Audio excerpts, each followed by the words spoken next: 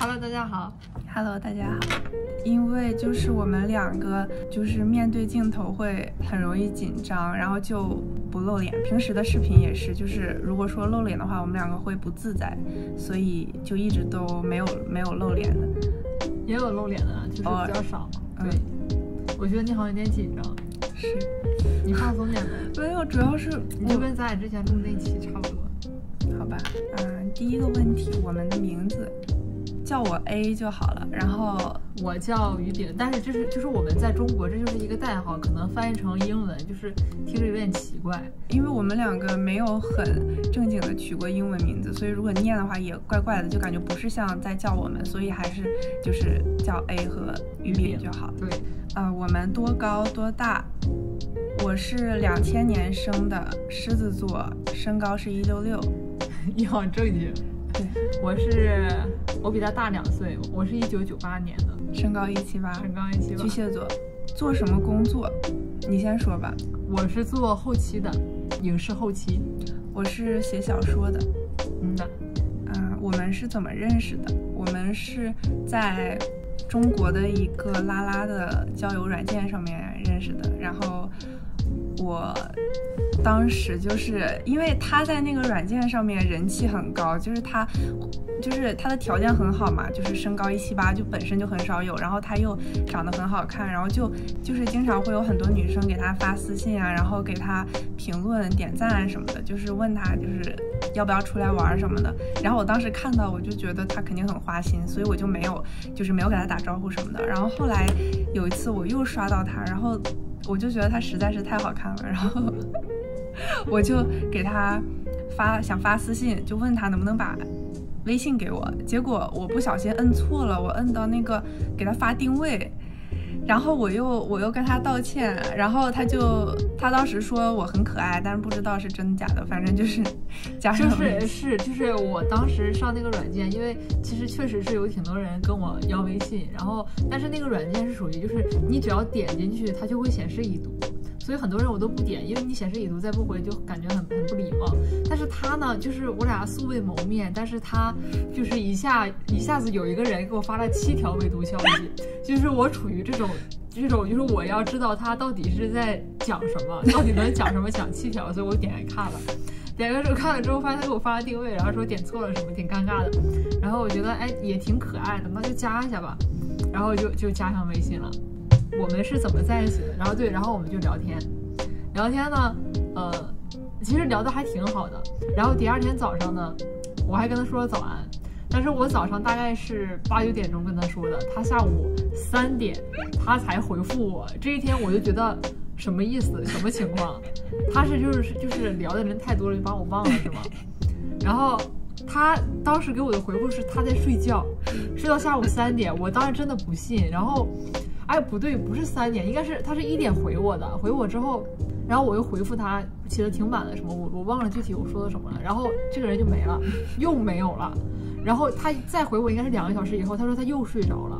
我当时真的觉得就是我觉得他在骗我。但你当时真的是在睡觉是吗？对啊，我当时因为我基本上凌晨4、5点才睡，当时的作息。然后我是怎么对他有兴趣的呢？就是因为他当时在那个软件上，就那个交友软件上是没有他自己照片的，我就觉得他可能长得一般。然后我俩聊天的时候，我就问他要了照片，然后结果还真的还挺好看的，就是有点惊艳到我了。然后后来我们就约着要见面。就是我当时是很长接的那个头发，然后就大概到这儿吧，就是特别长，然后是卷发那种的。然后他当时我给他发照片也是就是长头发。对，因为我就是我个人是真的很喜欢长头发的。然后他就被我迷住了，被我的头发迷住了。对，头发迷住了，就是对。他说他从来没有见过就是头发这么漂亮的女生，然后也不是没有见过了，就是我身边没有了。然后那个后来我就约他，我说那个他是以一种玩笑的方式约我出去的。对，他当时就是说他喷香水喷到嘴里了，然后我就笑他，然后他说你再笑。我都不记得这个典故，就是我都不记得我说过这个。他就说那个你在校，我就发你出来跟我一起吃饭，然后我俩就出去吃饭了。但是我其实是非常紧张的，就我当时是怎么想，我是觉得跟他挺聊得来的，然后呢，就是哪怕说做一个朋友也挺好的，因为我当时还没有那么想谈恋爱，或者说我没想那么快的跟他谈恋爱，因为我觉得就是在网络上认识的人总归是有一点不靠谱的，对吧？你当时也觉得我不靠谱，对，我只是觉得就是看看你到底就是长得是不是那么好看，如果真的长那么好看，就是见面也不亏。那长得不好看呢？长得不好看就吃个饭就走呗。而且他当时特别过分，就是他以为我不会像照片上那么好看，然后他把我照片就是放进 P 图软件里面，然后把我的眼睛缩小，脸放大，他觉得本人差不多应该就是这样，就是他自以为那是 P 图之前的我。然后后来他不是喜欢我的头发嘛，但是我见他之前我把头发拆掉了，就是我拆掉头发以后，我的头发只有就是大概这么短吧。而且就是因为接头发要打得很薄嘛，所以就没剩多少头发，然后就是短头发这么短。然后不过他当时应该也没有什么心情管我头发，是吧？对，就是当时我俩约在咖啡店，然后我心理预期，因为他除了给我发那个就是他自己那些自拍就是以外，他那天见面之前还给我发了他拆完头发的照片，然后就是没有那么好看啊，然后我就觉得可能是就是一般吧，而且看着还有点胖，觉得可能是稍微有点胖。然后呢，你觉得我当时有多胖？110。我对体重没什么概念，但是我觉得你可能是属于微胖那种类型的。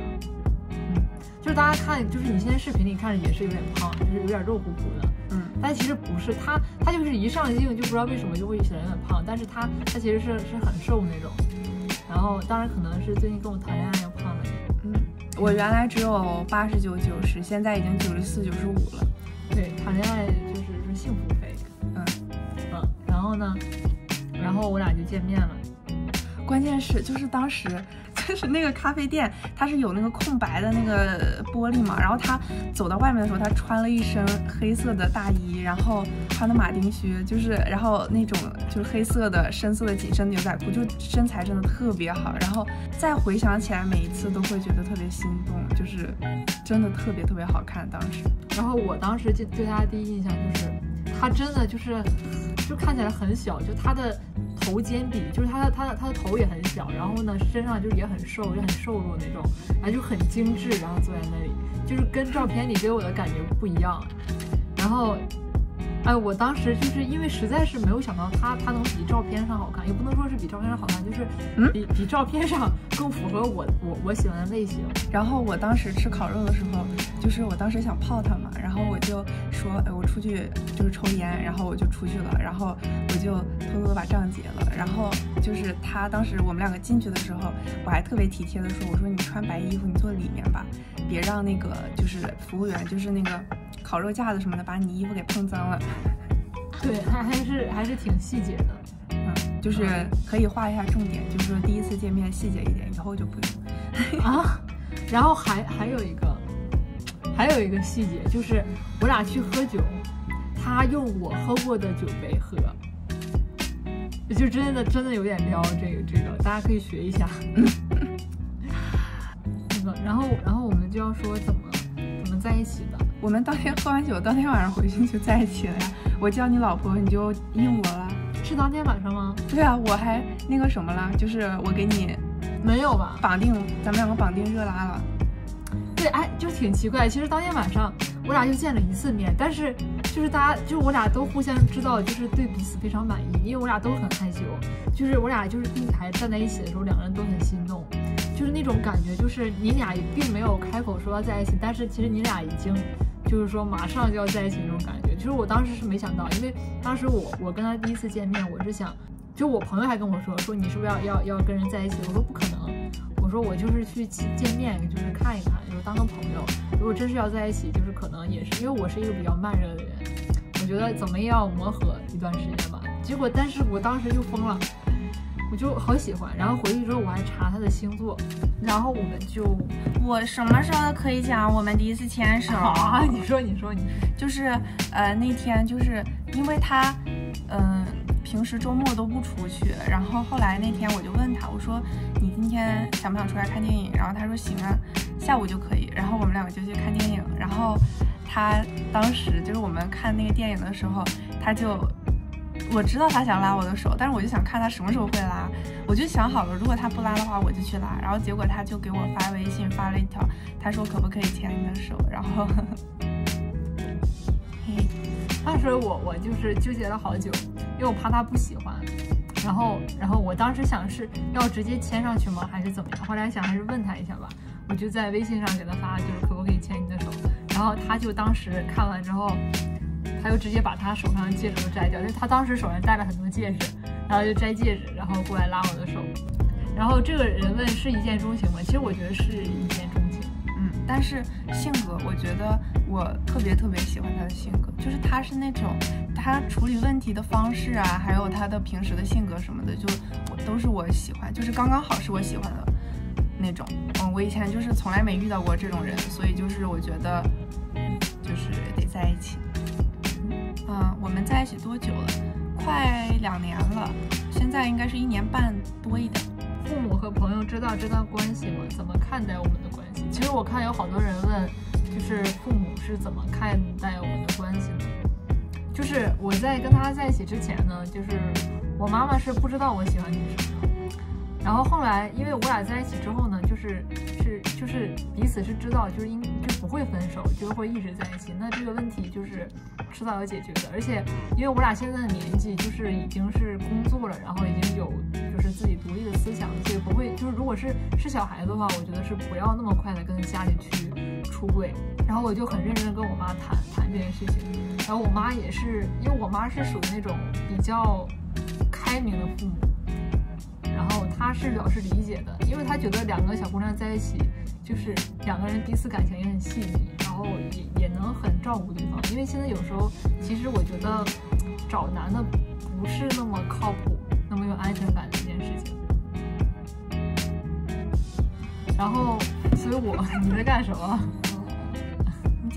你讲吧，好无聊就是反正我妈妈是很支持我们俩的，然后我妈妈也很喜欢他，而且当时就是我们2个刚在一起的时候，就是他每天下班我去接他嘛，然后我们2个就会在外面吃饭，然后聊会天什么的再回去。当时他每天就回去的很晚，然后他妈妈就很担心，然后后来他出柜了以后，他妈妈说哎呀那我就放心了，就是我妈当时以为我处的是男朋友，她就很担心我被就是我不能我不能保护好自己，然后他就很上火。后来我终于说其实我处的是女朋友，然后我妈说你早说，这样我就放心了，2个小姑娘是很安全的呀。然后就是感觉更放心了，竟然。你好兴奋，为什么？声音好像都高了，比刚才在床上高了好几个。你手放哪？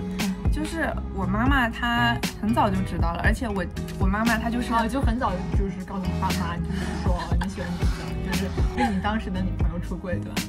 也不是，我觉得这个东西就是没什么不好说的呀，就是因为你如果说很坚定自己的性取向的话，你是知道自己这一辈子都不会轻易改变的，那你早说晚说都一样。但是我爸爸他可能是一个比较古板的人，就是他不太能接受，然后他就很担心说我以后如果说你再捣乱，对不起，他就很担心说我以后如果没有丈夫，然后没有结婚，然后没有人去保证我的权益，然后我也没有孩子去给我养老，然后当时我是跟我爸说，如果对不起，是不是又捣乱了？对不起，怎么办？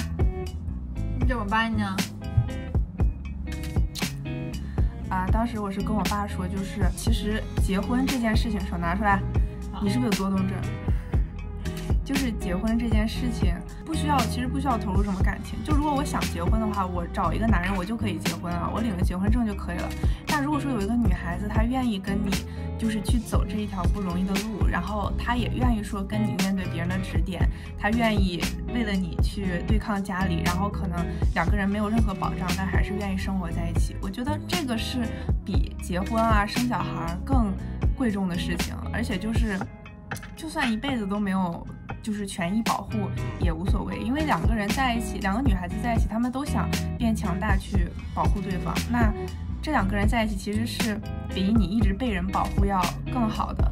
即使说不能领结婚证或者怎么样，但是在心里面我们两个已经过了一辈子了，这就是已经结婚了。我觉得一些形式性的东西就是不重要，就是我认为的你去出柜，每个人都有适合的出柜的方式，可能适合我个人的跟父母出柜的方式就是我去经济独立，然后我足够去一个人生活的时候，他们可以不担心，因为很多家长他们其实并不是说，可能会稍微有点抵触你两个同性别的女孩子在一起，但他们可能更抵触的是，就是他们害怕别人异样的眼光，不光是对他们，也有对你异样的眼光，包括说如果你出社会了以后，工作了以后，就是你会不会受到不平等的待遇，其实他们更担心的是这些。所以如果你证明了你自己可以独立的话，我觉得其实出柜真的不是什么难事，但是不要说你处了一个女朋友，然后你就带她回家，你用就是你们两个在一起的这种方式去跟父母说明，就是我是一个同性恋。那我觉得他们可能会有一种误区，就是觉得你这种是一种病，而你离开他，你这种病就会好。所以他们可能会拆散你们两个。我觉得不要去带着你的女朋友去向父母出柜，你要向他们表达你是一个独立的个体，然后这是你自己决定的路，而且你要确定自己真正的性取向，因为很多其实他们长大了才知道自己是双性恋，或者是说他们小时候可能觉得自己是纯同，但是可能长大了又觉得男的也不错，对，就需要一个男人去可能保护她呀，就是她是小女生的那种性格，因为两个女生在一起是很难的事情，对，所以说定性之后再吧。对对对。然后这上面的还有朋友怎么看待我们的关系？朋友羡慕吧。对，就是朋友都知道我们的关系。对，都挺羡慕的，就是是的。而且他们都没有想到，就是我们两个会一直在一起。他们本来听了我们认识的方式以后，大部分人都觉得我们两个就可能就是玩玩啊，或者过一段时间就因为性格不合呀、三观不合分手了。但是就没有，就是我们两个还挺合的。我们认识的方式挺危险的，其实就是反正就很幸运的是，我俩就是性格很合得来。对，对方吸引你的第一件是什么？长得好看呗。会说其他语言吗？我是学日语的。他会说日语。那你说一下吧。啊，也就是这样。哎，有肯定有日语的朋友，你给大家问个好。哎，我都出汗了，紧张。你知不知道学外语的人最讨厌的就是在饭桌上，哎。那我就是说，你听说你是学日语的来的啊？你就说一小段日语。不说，你就求求你了。不说啊，不说。但是他日语说的很好，他只是就是不好意思。我比较害羞。对，比较害羞。然后谁比较粘人？举个例子，我觉得我们俩应该谁是第一名的？我俩不分伯仲。但是，这样我说一个我比较粘人的例子吧。你说吧。就是我俩如果躺在床上的话，就是我不喜欢我俩背对背玩手机，就是要不然我俩是抱到一起，就是刷同一个手机，然后要不然就是我俩是有肢体接触的，然后各自玩自己的手机，但是只能各自玩一会儿，然后我们就还要抱到一起去刷同一个手机，或者说一起干嘛？你是第一名吧？我说，真是受不了。那我还是挺粘人的，但是我也挺比较粘人。我也挺粘人，就是他如果不回我的话，我会一直吵他，就是一直给他发消息，直到他回我。我们的第一次，这怎么说啊？我们第一次就是还挺快的，不是，我是说，就我们不是说整个过程很快，就是我们从认识到第一次大概1周吧。就是我本来还蛮怂的，但是你当时我在就是说我们在那个什么的时候，在做爱的时候。没事，这是油管，应该很开放。然后你在想什么？做爱的时候能想什么？你不是后来跟我反馈吗？忘记了。你说你在想，哇，这么好看的人在touch你，在触碰你，是不是吗？不是。那你当时在想什么？不是，就是爽到就是说无法思考了，是吗？你对你们一起做过的事情，美好的回忆好多哎。对，但我现在脑海里想的就是我们俩，圣诞节，然后就是坐在那个沙发上，然后那个窗户就是一个落地窗，然后下面他们应该看过了那一期的 vlog 吧？就是圣诞不必这么不，就是圣诞节那个 vlog， 就是下面都是海，大家就可以去看一下，就那个场景真的就是很美好，然后听着那个圣诞的那个歌曲，就是觉得很幸福很浪漫。那你呢？我觉得好多，我觉得必须选一个。最美好的一次嘛，也不是最吧，就是让你现在能想起来的一个比较美好的回忆。刚才怎么了？下一个问题，你们住在一起吗？刚才怎么了？你们住在一起吗？刚才怎么了？没有。刚才我们快乐的，就是亲密的做了一些快乐的事情，对吗？我们想的是等买房子了在一起住。什么问题我都没听见。问你们住在一起吗？如果不是，什么时候这样做？我们现在就是住在各自的家里，对，然后是打算攒钱，然后买房子，然后再住到一起。同性恋在中国很少见吗？在公共场合会介意秀恩爱吗？不算少见，就中国有几个省份和城市是同性恋大市，就是很多遍地都是。就是在中国就是虽然法律上是不支持的，但是其实这件事情已经很普遍了，所以大家不会对这件事情有什么歧视吧？对，你如何在公共场合与恐同者打交道？其实公共场合里我们没有遇到过什么恐同者，但是一般在网络上会有，就是觉得我们很恶心什么的，就是对我们会有一些恶评。反正我是不是很在乎，因为我觉得就是他可能不认同是他的事情，也不太会影响到我们什么。反正我们很幸福就是了。然后是谁更容易生气？会吵架很多次吗？谁先道歉？我们俩其实我觉得我们俩真的是属于那种真的不太容易吵架，就很少吵架。就我们俩在一起1年半嘛，就是真的很少吵架。就顶多是比如说我生气了，他就来哄我；他生气了，然后我去哄他。但是我俩没有就是互相就很大声的去指责对方这种的。一般就是闹别扭，可能就是委屈巴巴的。然后其实就是我们两个闹别扭，也就只是想让对方来哄而已，就是没有什么特别大的过失什么的。对，所以我觉得其实我们在跟就是之前的情感当中是经常吵架的那种，但是我们俩可能是比较就怕对方受到伤害，所以不太会去说一些很伤人的话。对，然后我们俩谁厨艺更好？就其实到现在为止，我们两个还没有吃过对方做的饭，但是我觉得应该是我厨艺更好。对，他会做饭，他之前做过，我就是很少做饭，但是我很会收拾卫生哦。对，因为我很脏，对那个我很邋遢。以后就是我负责收拾，然后你负责做饭。但是我很爱刷碗。那以后你刷碗好吗？不好，我都做饭了。就是你做饭，你刷碗。我都做饭了，好吧。如何保持感情稳定健康？我觉得最影响感情健康的应该就是你在吵架的时候放狠话，但我们两个都不是那种类型。我觉得最影响感情健康是你遇到问题不说，然后你一直憋着，然后憋着对方不知道你怎么样，但是你自己就很生气，就是你俩不沟通，然后这样你们的感情可能就越来越就容易分手。所以说我觉得大家在谈恋爱的时候一定要就是有不开心的事情一定要多跟对方沟通，不要自己憋着。然后打算生孩子吗？不打算，我们俩都不喜欢小孩。你们最喜欢彼此的什么？脸和性格、身高、腹肌。不喜欢我的持久力吗？还好吧，也没有很持久。到底谁不持久啊？然后是就是你不懂我的回答了吗？就你不在乎我喜欢你什么？我知道你喜欢我什么。我喜欢你什么？说话来。这个。我喜欢你的手啊。不是。什么？你喜欢这样？我喜欢你的胸。你是喝多了吗？没有。然后规划了未来吗？未来就是买房子，住在一起。他收拾卫生，你做饭。考虑一下。然后文身是什么意思？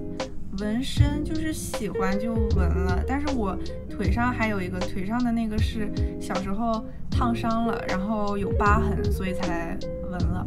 然后这些什么都是，就是我觉得喜欢，但这个有点，就是这2个燕子有点后悔了。要看看吗？不要，就是有点后悔了，就是真的就是纹身之前要考虑清楚，因为你再洗的话，不光痛苦，而且也洗不干净。就没有什么寓意，对，只是好看，是吧？对，因为这2个纹的时候很小，就当时是，怎么说？可能当时也是觉得很小，而且是不了解纹身，所以才现在造成了后悔。但这个就挺喜欢的。然后你们讨厌彼此的坏习惯是什么？坏习惯啊，没有什么，没有讨厌的。就其实挺神奇的，因为就是大家就是谈恋爱的过程中肯定会有就是觉得对方不好，但是默默忍耐，因为觉得说这个也没必要改什么样的，但是可能会有那种意见，但是不合这个。但是我们2个就是，反正我对他是没有了，就是我就是你想堵我的嘴吗？就是，而且我真的是个很挑剔的人，就我经常会不满意这个不满意那个，然后我其实脾气也不太好。但是对他就是没有，他对我脾气真的挺好的。而且就是我这种狮子座，就是我从来都不会低头道歉，哪怕我错了，我也不会就是跟你承认说我错了。但是就是没办法，就是对上他就只能说道歉认错之类的，就是改变我了，就是拿捏女人，还有女人还有谁啊？就你啊。就是说，没有人就是需要我来回答的，你就打算再读下一个问题了，我还没有回答哎。我累了。你累了？那你走吧，我自己把剩下的问题回答，好吗？不啊。如果我们异地恋怎么办？我们。就以前其实有一次了，就是他问我，就如果他去别的地方工作呀什么的，然后我怎么办？然后反正我是下意识的，就是说我跟着你去啊，就是我俩都会尽量的，不要就是出现异地恋的情况，因为异地恋确实挺不容易保持，对，不容易保持的。谁更浪漫？都挺浪漫。不。但是我真要吐槽一点，他有的时候真的是很，就是怎么说，就是会破坏气氛。对，会破坏气氛。就比如说我们俩有时候在甜蜜的亲亲，他会突然间拽住我的耳环，然后说他在坐公交车，然后再扶手，就是我就是蛮无语的。然后是用3个词形容对方。你拿走，你这样显得我很胖，你走开。不要对不起，他很瘦，我证明。亲亲，小拳拳，用3个词形容对方。你来吧。不知道。好，很好，非常好，够敷衍的哈。然后最喜欢的，你不形容吗？又赖我不略过你。我想一想啊，我觉得应该是性感。不喜欢，在我眼里是吗？不喜欢，那就是可爱、好看、温柔。不喜欢，不喜欢。有人问鸭子和狗的故事是什么？为什么不在提问列表上？他们不知道鸭子和狗的梗。有人知道。他们没有人问这个问题。你给我看过，有人问，他问鸭子和狗为什么叫鸭子和狗。好，我们现在新增一个问题，就是我们为什么叫鸭子和狗？说吧。你讲。我想，我是狗，是因为我，就是因为他觉得我很像小狗。是怎么像呢？是长相还是性格？就都很像，长相性格都很像。所谓的性格像，就是他有的时候给我的感觉是他在摇尾巴，就是那种感觉，就像狗对主人一样。这里不是在说 SM 这种东西啊，就狗对主人，它是一个无条件的爱的那种。对，无条件的爱的那种，就是而且是打直球的方式。打直球他们能听懂吗？不管能不能听懂，主要是看你怎么翻译。是很直接的表达自己的爱，就不会隐晦的表达自己的爱。然后不论什么时候，他都会很爱你的那种状态，所以他觉得我的性格像小狗。然后长相呢，是他个人就是觉得我长得像小狗那种感觉，可能是因为我眼睛圆圆的，然后他是小鸭子呢，就是坐直了哈，很莫名其妙，就有一天突然说自己像小鸭。我是不是像啊？他说自己是只小鸭子，就是我不知道大家女朋友会不会这样，就是说自己形容自己是一个小动物。所以鸭子和狗就是这么来的。我们还有一个视频，什么视频？是你叼着我出去旅游。那你直接啊，那视频呢？这儿呢，这儿。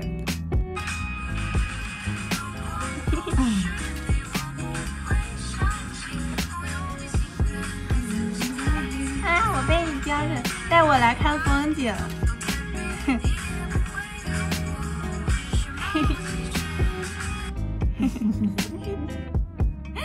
就是有时候谈恋爱就会让人很幼稚。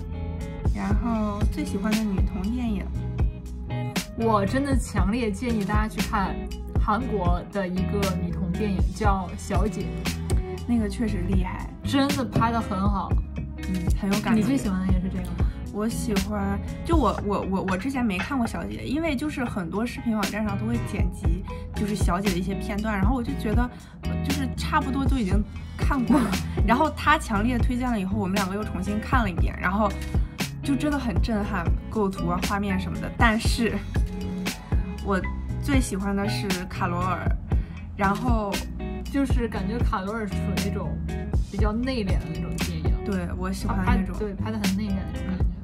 就这个电影，它其实着眼于就是比较现实的一些因素吧，所以我看的时候也挺感触的。然后最后说一下，就是好多人在评论问，就是那个 ins 是什么？就是 ins 在那个我们的主页上有写了，对，大家可以去看一下。但那个是我的，就是而且不常发东西，反正就是偶尔会发一些。对，我没有 ins， 对他就是没有那么多。大家想看就看他吧，他也有时候也会发我基本上都是发，就是我们两个一起。